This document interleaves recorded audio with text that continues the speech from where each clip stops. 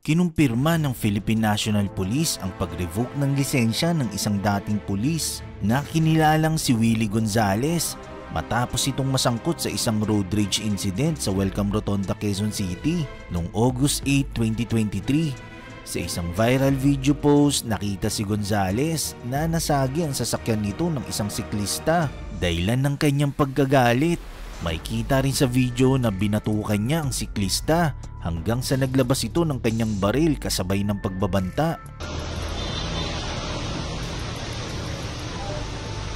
Siya na pumasok siya. Bigla niya pinato. Siyempre sabay pag dyan, puputukan na niya ako ng baril sabay bato. Baril na yun. Yeah. Hindi mo kaporma kasi may baril Hindi yung nakaliwas sa bato. May hawak sa baril. Yan dinidinay na kanina, wala doon siyang baril.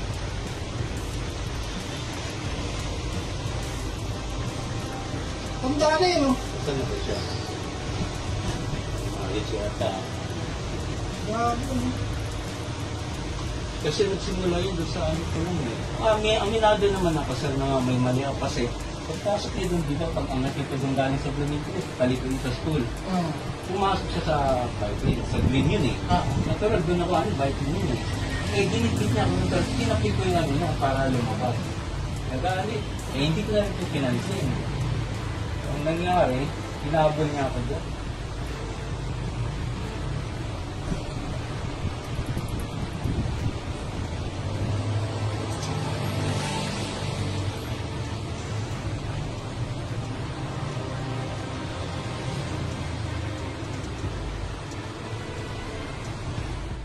Ayon kay PNP Civil Security Group Office Acting Director Benjamin Silo, bahagi ito ng kanilang mahigpit na pagpapaalala sa mga gun owners na maging responsable sa paggamit ng baril at hindi dapat itong maging instrumento ng pananakot sa publiko. Nauna nang sumuko si Gonzales sa Quezon City Police District at kalaunay na i-release din matapos na iatras ng biktima ang kaso laban sa kanya. Napag-alaman na isang dating pulis si Gonzales at kasalukuyang miyembro ng Department of Public Order and Safety ng Quezon City Government. Gayunpaman, hindi ito palalagpasin ng lokal na pamahalaan ng Quezon City ang ginawang panunutok ng baril ng retiradong pulis na si Willie Gonzales sa isang siklista. Ayon kay Quezon City Mayor Joy Belmonte, bagamat hindi na interesado ang siklista maging ang Quezon City Police District na maghain ng reklamo laban kay Gonzales, pananagutin pa rin daw itong retiradong pulis ng lokal na pamahalaan. Kabilang sa mga posibleng ikaso laban kay Gonzales ay ang grave threat, slander by deed, reckless imprudence, physical injuries, violation of bike lane ordinance, at violation of RA 10591 or absence of a license to own and possess a firearm at absence of permit to carry. Pero kung sakaling kumpleto siya ng mga lisensyang nabanggit, maaari naman itong ma-revoke. Kaya ang apela ni Mayor Belmonte sa siklista makipagtulungan nito para managot sa batas si Gonzales. Para naman kay Gonzales, case closed na ang usapin sa pagitan nila ng siklistang binatukan at kinasahan niya ng baril. Ayon kay Gonzales, nagkaayos na raw sila ng biktima kaya tapos na raw ang issue. Nang umarap si Gonzales sa press conference sa Camp Karingal, Quezon City noong August 27, 2023, inamin niya ang kanyang pagkakamali. Kasunod nito, ibinaling niya naman ang sisi sa nag-upload ng video at nanawagan siya na maging responsable ang mga nagkakalat sa social media ng video ng road rage na kinasangkutan niya. Apektado na raw ang mga anak at kapamilya niya sa matitinding batikos sa kanya ng netizens. Kaya ang apela ni Gonzales na sana raw yung mga vloggers ay maging responsable raw sila. Hindi raw kasi nila alam ang punot dulo. Kaya't marami raw kaagad ang nagkokomento, lalo na't hindi naman daw nila nakita yung tunay na pangyayari. Para naman sa abogadong si Raymond Fortune na miyembro ng cycling community, hindi raw dito natatapos ang problemang kakaharapin ni Gonzales dahil sa mga gagawin niyang hakbang ukol dito. Nagkaroon daw ng komunikasyon si Fortune sa siklista na hindi niya pinangalanan bilang proteksyon nito. Kwento raw ng biktima, dinala raw siya ni Gonzales sa police station at di umano sa pilitang pinapirma ng kasunduan na nagkaayos na sila.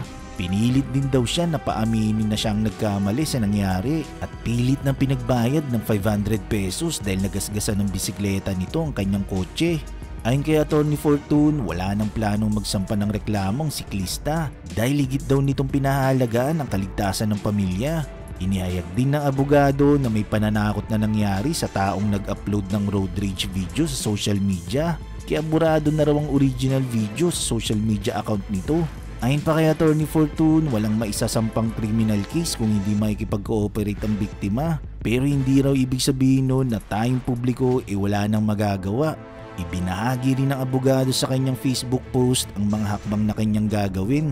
Una, ang pagsumite ng reklamo sa LTO para sa pagsuspindi o pag-revoke ng driver license ni Mr. Wilfredo Gonzales para sa reckless manner nito sa pagmamaneho na nagdulot ng panganib sa buhay ng siklista. Pangalawa ay ang pagsumite ng reklamo sa Firearms and License Office sa Campo Crame para i-revoke naman ang lahat ng lisensyadong baril na inisyu kay Mr. Wilfredo Gonzales at maging sa kanyang mga kapamilya. May impormasyon din daw kasi sa Atty. Fortune na may kaanak si Gonzales na police officers. Pangatlo ay kung konektado pa rin siya magpahanggang ngayon sa gobyerno, mahaharap siya sa reklamo for conduct unbecoming of a public official sa ilalim ng Republic Act 6713. Isusumite rin niya ang furnished copy ng video sa Senate President at Speaker of the House para sila rin mismo ay makapagsagawa ng hiwalay na investigasyon upang ang nangyaring insidente noong August 8, 2023 ay hindi na maulit pa at mapanatili sa ating mga mamamayan na ligtas pa rin ang dumaan sa ating mga kakalsadaan. Kumilos na rin ang Land Transportation Office o LTO dahil bukod sa investigasyong ginagawa nito, naglabas na rin ito ng show cause order para kay Gonzales. Ayon kay LTO Chief Assistant Secretary Attorney Vigor Mendoza II, sinisigurado raw nila sa publiko ang magiging agarang aksyon nila rito. Kaya para mapabilis ang pagpataw ng sanction based sa nag-viral na video, kinakailangan pa rin nilang idaan ito sa due process para magkaroon ng patas na pagkandak ng investigasyon. Pinasalamatan niya rin ng mga netizens na nag-upload at nagbahagi ng video sa social media na naging dahilan daw kaya napabilis ang aksyon ng kanilang tanggapan. Inikayat din ni LTO Chief Assistant Secretary Mendoza ang mga netizens na itag ang LTO sa pamamagitan ng kanilang official Facebook page tungkol sa mga impormasyong may kinalaman sa paglabag sa mga batas trapiko at road safety rules ng mga abusadong motorista. Mapapicture man daw ito o video. Sabi pa niya na magtulungan daw tayong lahat upang mapanatiling ligtas ang ating kakalsadahan sa pamamagitan ng pagtukoy at pagtugi sa mga abusadong motorista. Nagkakaroon daw kasi ng lakas ng loob ang mga abusado sa kalsada kapag walang nagrereklamo at kapag nagkaganon hindi raw sila mahuhuli at hindi sila mapaparusahan. Ang statement na ito ng LTO ay tila taliwas sa payag at panawagan ni Gonzales na maging responsable daw ang mga vlogger na nagbabahagi sa social media ng video ng pananakit at pagkakasanya ng baril sa siklista.